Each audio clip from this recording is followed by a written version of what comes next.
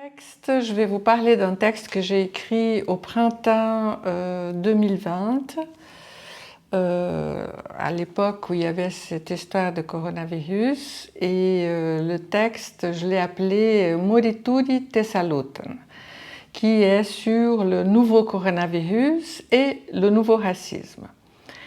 Après la prise en compte de la vie par le pouvoir à partir du XIXe siècle, nous assistons 2 siècles plus tard à une réactualisation de ce que Michel Foucault a appelé la biopolitique, dans un cours intitulé « Il faut défendre la société » en 1976, donné au Collège de France.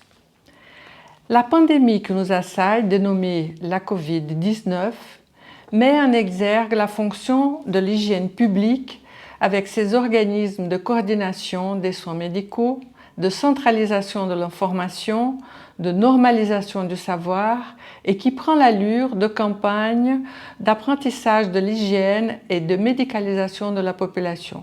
Ceci est dit dans la leçon du 17 mars 1976 en page 217. Ce nouveau protagoniste, la population, constitue le destinataire et l'objet du pouvoir biopolitique et ses technologies. En quoi consistent ces technologies? Il s'agit de prévisions, d'estimations statistiques, de mesures globales afin d'établir des mécanismes régulateurs pour fixer un équilibre, maintenir une moyenne pour établir une sorte d'homéostasie. Bref, d'installer des mécanismes de sécurité autour de cet aléatoire qui est inhérent à une population d'êtres vivants, d'optimaliser, si vous voulez, un état de vie. Ceci est développé en page 219. À partir de la fin du XVIIIe siècle, on assiste à une disqualification progressive de la mort. Avec la disparition de sa ritualisation publique, celle-ci devient un sujet tabou, un événement privé et honteux qui doit être caché. Donc, une des technologies, c'est cacher la mort. Ce processus fait partie d'une des transformations des technologies du biopouvoir. Pourquoi? Auparavant, la mort représentait le passage d'un droit civil ou public à un droit divin. L'un des objectifs du biopouvoir est d'intervenir pour faire vivre, majorer la vie et en contrôler les accidents et les déficiences. Dès lors, la mort devient le terme et la limite de ce pouvoir. La mort va représenter le moment où l'individu échappe à tout pouvoir. Ce biopouvoir présente 2 versants. Un côté disciplinaire qui assure un contrôle sur les corps par un quadrillage dans les villes, par la localisation des familles, chacune dans sa maison, et des individus, chacun dans une pièce, selon une vision idéale des cités. Et l'autre côté correspond au mécanisme régulateur qui vise la construction d'une norme pour stabiliser les événements aléatoires à la multiplicité biologique. On assiste à un excès de biopouvoir au XXe siècle lorsque la possibilité est techniquement donnée à l'homme non seulement d'aménager la vie, mais de faire proliférer la vie, de fabriquer du vivant, de fabriquer du monstre, de fabriquer à la limite des virus incontrôlables et universellement destructeurs. Ceci est développé en page 226.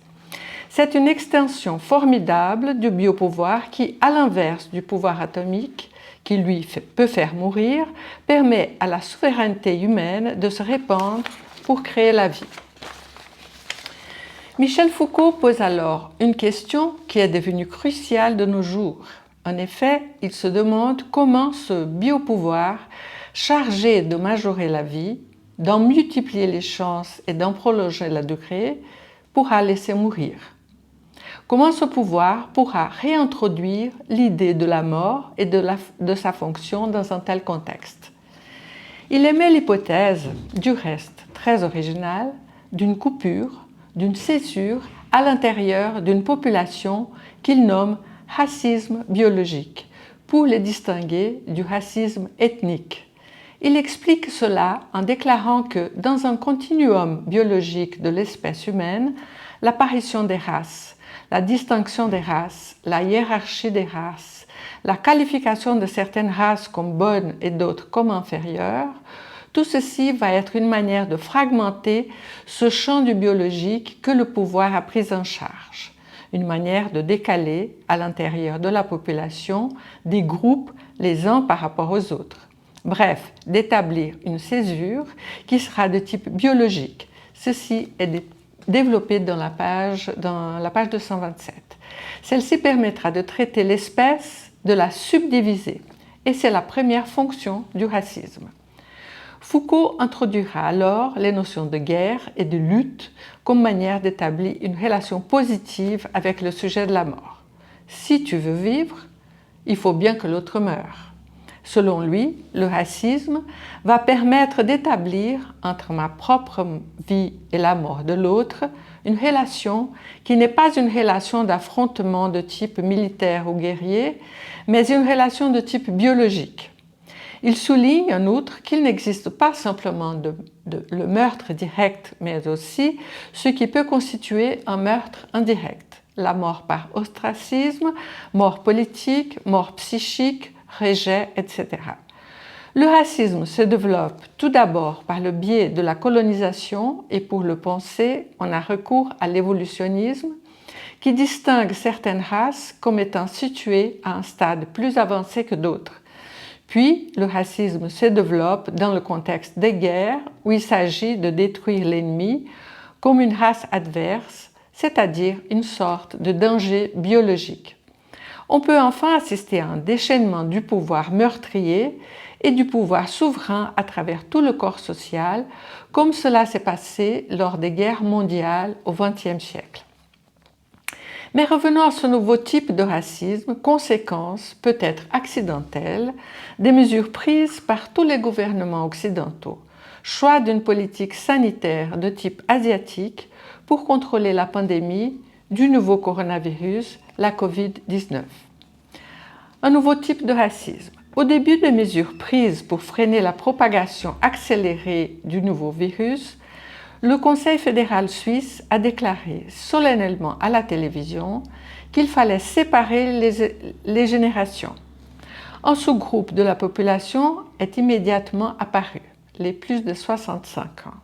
Immédiatement identifié puisque l'âge de la retraite en Suisse est encore à 65 ans. Donc, les retraités, plus généralement les grands-parents, se sont trouvés d'emblée sur la sélecte, avec l'interdiction émanant de leurs propres enfants de s'approcher de ces petits-enfants. Eux qui, encore quelques jours auparavant, s'en occupaient et les gardaient pour décharger les parents. Une césure sociale et surtout familiale.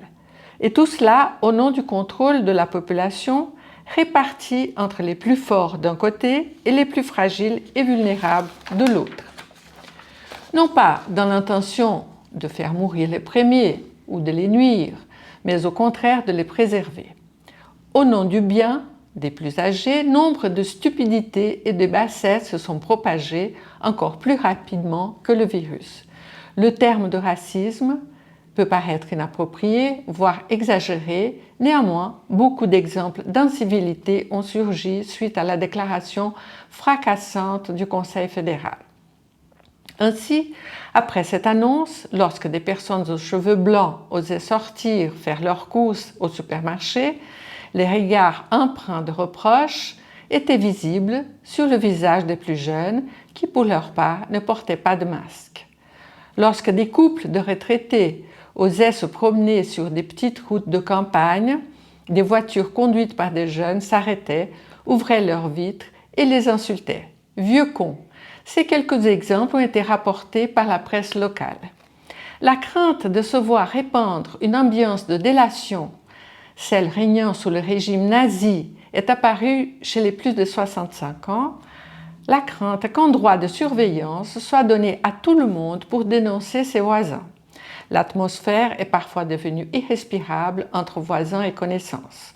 L'autre, potentiellement contagieux, est soudain devenu inquiétant, soupçonné de promener l'agent meurtrier. Au milieu de ce qu'on a appelé le confinement ou le semi-confinement, des voix se sont élevées pour contester les mesures d'isolement concernant les personnes de plus de 65 ans. Quelques cantons ont même voulu leur interdire de toute sortie hors des murs de leur maison, le moindre tour dans leur propre jardin. D'autres cantons ont imposé, malgré l'intervention du Conseil fédéral, la présentation de la carte d'identité à l'entrée des supermarchés dans le but d'en interdire l'entrée aux plus de 65 ans. Toutefois, le gouvernement, prenant conscience du problème qu'il avait lui-même créé, ce crescendo d'absurdité a quelque peu ralenti. Mais le mal était fait. Un nouveau racisme était né. L'expression « les plus de 65 ans », jusque-là quasiment inexistante, a vu le jour et elle n'est pas prête de disparaître dans les discussions. Quelle coïncidence lorsqu'à l'apogée de l'épidémie aux États-Unis d'Amérique, malgré les appels répétés « restez chez vous », l'horrible mort de George Floyd sous le genou d'un policier embrase la planète tout entière telle une traînée de poudre. Des manifestations non autorisées surgissent de toutes parts, dénonçant les racismes de toutes sortes.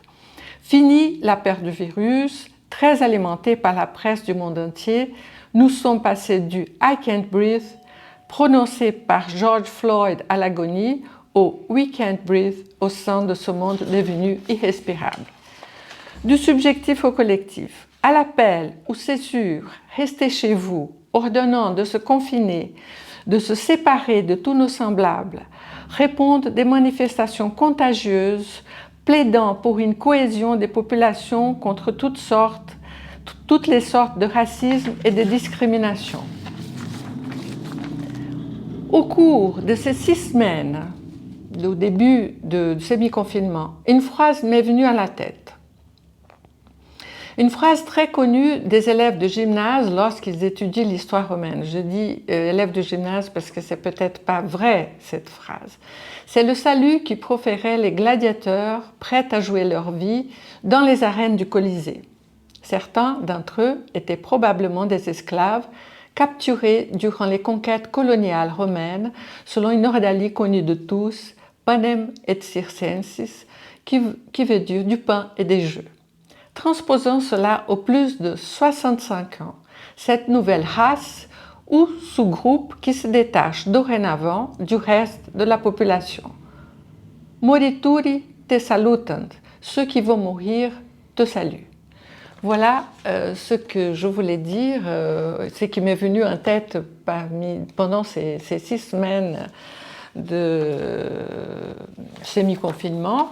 Mais cette question du racisme et de la césure à l'intérieur d'une même population, on peut voir par exemple, maintenant aujourd'hui c'est le 23 septembre, le premier jour du printemps, donc 6 mois se sont passés de ces mesures, mais on voit la semaine passée, il y a eu par exemple les Suisses allemands qui ont dit, des Suisses romands, qu'ils étaient des Grecs de la Suisse ou des rupestres, puisqu'il y avait beaucoup de contagion. Donc on voit à l'intérieur même d'une population, c'est-à-dire cette césure, qui en fait c'est une attaque à la cohésion sociale.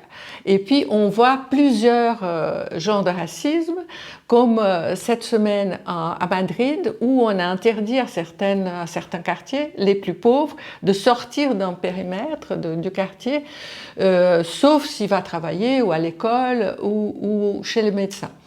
Donc ça c'est une césure, donc un racisme social. Alors, on voit bien qu'il y a un racisme social, un racisme biologique entre les vieux et les jeunes, un racisme social entre les pauvres et les riches, un racisme ethnique entre les Suisses allemands et les Suisses romands, et que ça c'est d'une manière une des technologies du biopouvoir d'introduire la mort sans que cela soit trop choquant. En fait, c'est-à-dire c'est les uns par rapport aux autres qui vont survivre. Voilà. Donc le racisme peut s'appliquer à plusieurs genres de populations qui a cette césure à l'intérieur du même population. Voilà. C'est une mise à jour en fait.